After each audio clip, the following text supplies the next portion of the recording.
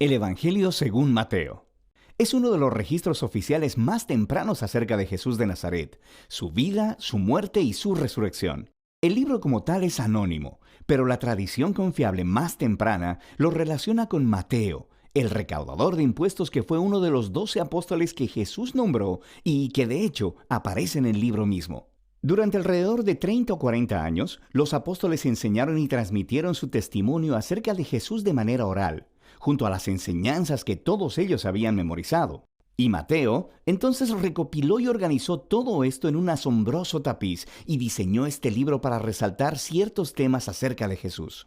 En este video solo vamos a abarcar la primera mitad del libro.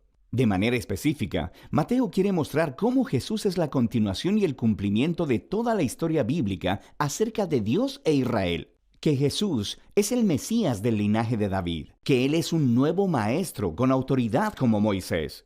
Y no solo eso, que Jesús es Dios con nosotros, o en hebreo, Emanuel. Y Mateo ha diseñado este libro con una introducción y una conclusión que funcionan como un marco alrededor de 5 secciones claras, justo ahí en medio, cada una de las cuales concluye con un largo bloque de las enseñanzas de Jesús. Este diseño es muy intencional y es asombroso. Solo observa cómo funciona. Los capítulos del 1 al 3 preparan el escenario al enlazar la historia de Jesús justo en la historia de las Escrituras del Antiguo Testamento. Así que Mateo inicia con una genealogía acerca de Jesús que resalta cómo Él viene del linaje mesiánico del hijo de David y que Él es un hijo de Abraham. Esto quiere decir que Él va a traer la bendición de Dios a todas las naciones. Después de esto tenemos la famosa historia del nacimiento de Jesús y de cómo todos los eventos cumplieron las promesas proféticas del Antiguo Testamento, de que las naciones vendrían y honrarían al Mesías, que el Mesías nacería en Belén, y más que eso, de la concepción de Jesús por el Espíritu Santo, su nombre Emanuel. Todas estas cosas trabajan juntas para mostrar que Jesús no es un simple ser humano. Él es Dios con nosotros, Dios hecho hombre. Así que puedes ver 2 de los temas claves de Mateo justo aquí en la introducción. Él es del linaje de David. Él es Emanuel. Pero Mateo también quiere mostrar cómo Jesús es un nuevo Moisés. Así que, como Moisés, Jesús salió de Egipto, cruzó a través de las aguas del bautismo y entró en el desierto durante 40 días. Y luego Jesús sube a un monte para entregar su nueva enseñanza. De manera que a través de todo esto, Mateo está diciendo que Jesús es la figura prometida mayor que la de Moisés, que rescatará a Israel de la esclavitud. Él les dará una nueva enseñanza divina. Él los salvará de sus pecados y Él traerá una nueva relación de pacto entre Dios y su pueblo. Este paralelo entre Jesús y Moisés también explica por qué Mateo ha estructurado el centro de su libro de la manera en que lo hizo. Estas 5 partes principales resaltan a Jesús como maestro y Él ha creado un paralelo. Jesús como maestro hace un paralelo con los 5 libros de Moisés. Jesús es el nuevo maestro del pacto con autoridad que cumplirá la historia de la Torá. En la primera sección, en los capítulos del 4 al 7, Jesús entra en escena anunciando la llegada del reino de Dios. Y esto es clave. El reino es en esencia acerca de la operación del rescate de Dios para todo este mundo y se está llevando a cabo a través del Rey Jesús. Jesús ha venido a confrontar el mal, especialmente el mal espiritual y todo su legado de opresión demoníaca, enfermedad y muerte. Jesús ha venido a restaurar el gobierno y reino de Dios sobre todo el mundo al crear una nueva familia de gente que le seguirá, obedecerá sus enseñanzas y vivirá bajo su gobierno. Así que después de que Jesús empezara a sanar a las personas, a formar un movimiento y una comunidad, Él lleva a sus seguidores a un monte o al lado de una colina y entrega su primer gran bloque de enseñanzas, tradicionalmente llamado el Sermón del Monte. Y aquí Jesús explora cómo luce seguirle y vivir en el reino de Dios. Y es un reino de cabeza donde no existen miembros privilegiados. De manera que los pobres, los don nadie, los ricos, los religiosos, todos están invitados a venir y llamados a volverse, a arrepentirse, a seguir a Jesús y unirse a su familia. Jesús dice que no está aquí para dejar a un lado los mandamientos de la Torá o el Antiguo Testamento. Más bien, Él está aquí para cumplir todo eso a través de su vida, a través de sus enseñanzas.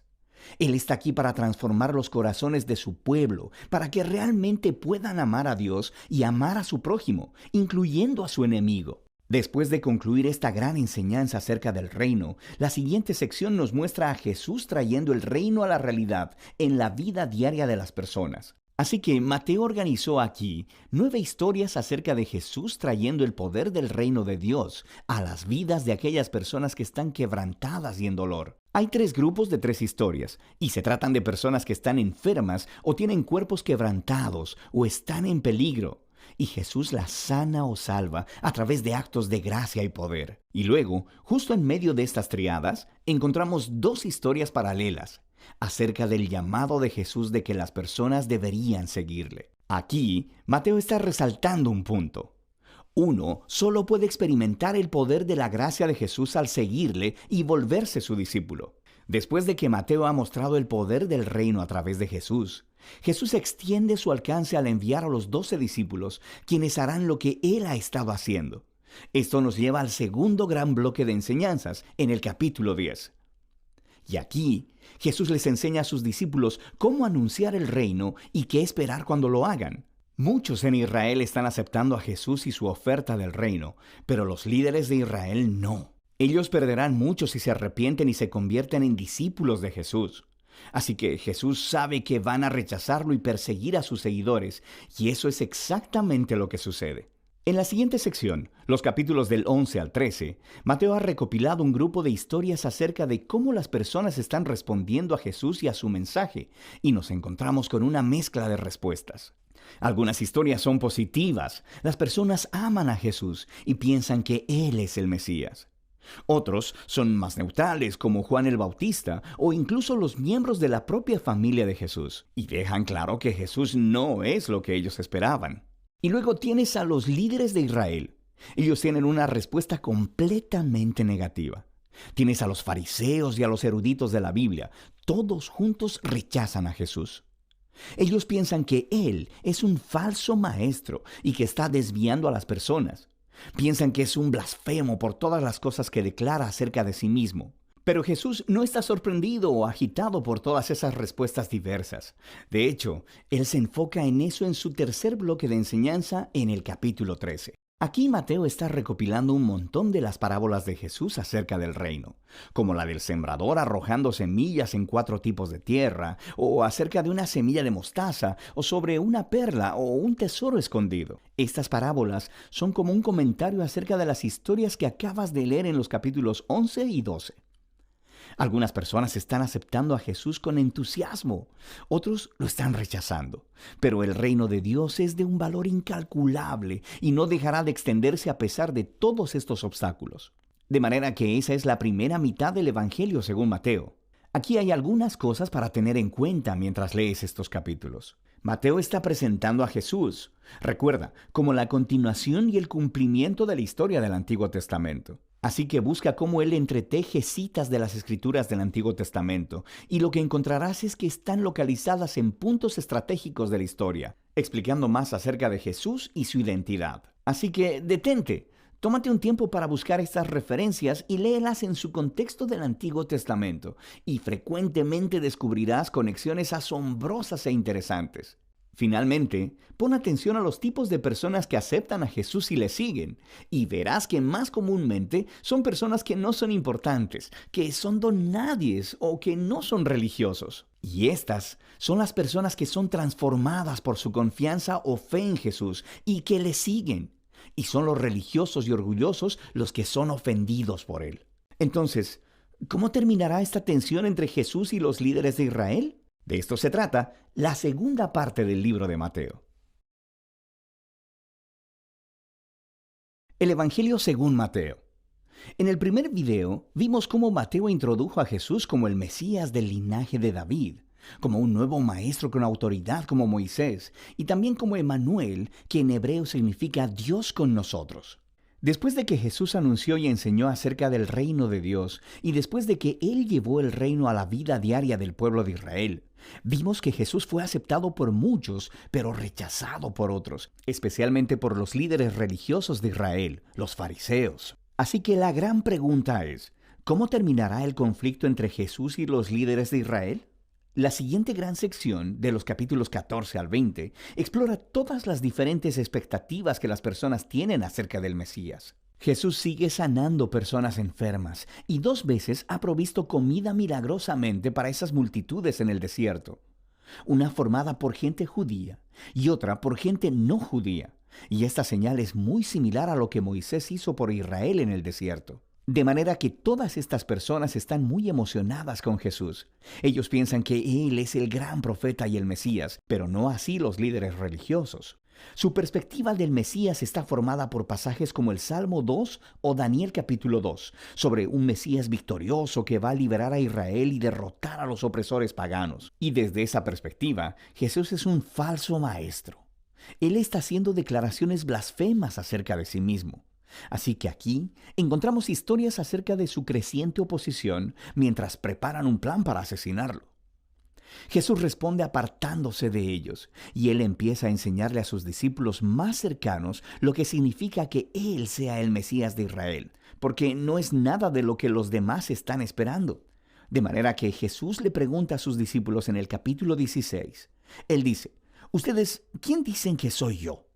Y parece que Pedro se topa con la respuesta correcta. Él dice: «Tú eres el Mesías, el Hijo del Dios viviente». Pero luego queda claro que Pedro está pensando acerca de un rey que va a reinar victoriosamente a través del poder militar.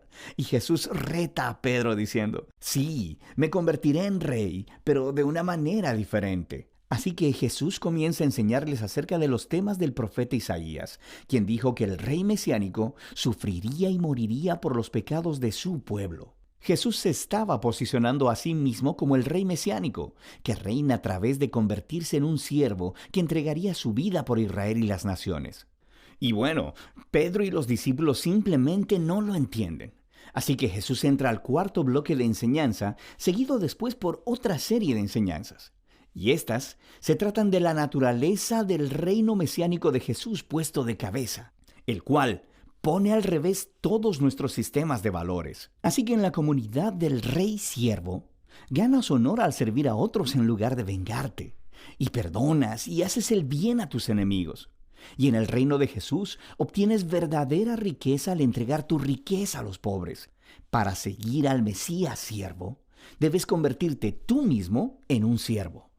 En la siguiente sección vemos a los 2 reinos chocar, el reino de Jesús y el de los líderes de Israel. Jesús llega a Jerusalén por la Pascua montado en un burro, y las multitudes están adorándolo como el Mesías. Inmediatamente, Jesús marcha al atrio del templo y hace un gran alboroto que interrumpe los sacrificios diarios. Aquí, sus acciones hablan más fuerte que sus palabras. Como el rey de Israel, Jesús estaba ejerciendo su autoridad real sobre el templo, el lugar en el que Dios e Israel se encontraban. Y en la perspectiva de Jesús, el templo había sido puesto en juego por la hipocresía de los líderes de Israel. Así que aquí, Él está retando su autoridad, y naturalmente, ellos se ofenden profundamente. Ellos intentan atrapar a Jesús y humillarlo en un debate público, pero fracasan, por lo que al final determinan asesinarlo. Como respuesta, Jesús da su último bloque de enseñanza. Primero ofrece una apasionada crítica de los fariseos y su hipocresía, y luego, Él se lamenta sobre Jerusalén y su rechazo a Dios y a su reino. Luego Jesús se aparta con los discípulos y les empieza a decir lo que va a suceder. Él será ejecutado por esos líderes, pero al hacerlo, ellos cavarán su propia tumba, porque en lugar de aceptar el camino del reino pacífico de Jesús, ellos tomarán el camino de la rebelión contra Roma, y así Jerusalén y su templo serán destruidos.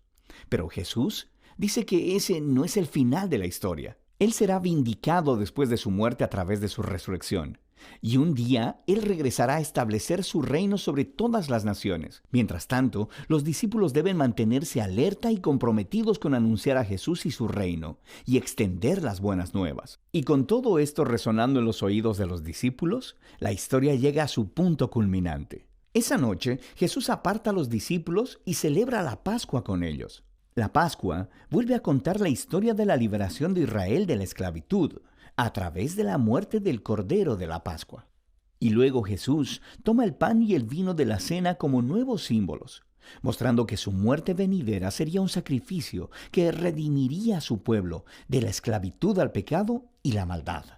Después de la cena, Jesús es arrestado y puesto en juicio delante del Sanedrín, el concilio de los líderes judíos. Y ellos rechazan su declaración de que es el Mesías, lo acusan de blasfemia contra Dios. Entonces Jesús es llevado delante de Pilato, el gobernador romano, quien piensa que Jesús es inocente, pero cede ante la presión de los líderes judíos y sentencia a Jesús a muerte por crucifixión.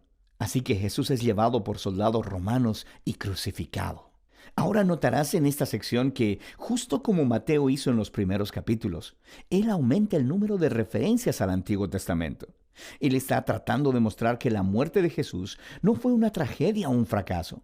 Más bien fue el sorprendente cumplimiento de todas las antiguas promesas proféticas. Jesús vino como el Mesías siervo del que Isaías hablaba. Él fue rechazado por su propio pueblo, pero en lugar de juzgarlos, Él es juzgado en su lugar, llevando las consecuencias de su pecado. Así que termina la escena de la crucifixión, y el cuerpo de Jesús es colocado en una tumba. Pero el libro termina con un giro sorprendente, el último capítulo. Los discípulos descubren la mañana del domingo que la tumba de Jesús está vacía. Y de pronto, las personas comienzan a ver a Jesús resucitado de entre los muertos. Y el libro concluye con un Jesús resucitado, dando su enseñanza final, llamada la Gran Comisión. Jesús dice que Él es ahora el Rey verdadero del mundo. Así que envía a sus discípulos a ir a todas las naciones con las buenas nuevas de que Jesús es el Señor y de que cualquiera puede unirse a su reino al ser bautizado y seguir sus enseñanzas. Y haciendo eco a su nombre, Emmanuel, Dios con nosotros, del capítulo 1, las últimas palabras de Jesús para sus discípulos en este libro son: yo estaré con ustedes. Es una promesa de la presencia de Jesús hasta el día que Él finalmente regrese. Y ese es el Evangelio según Mateo.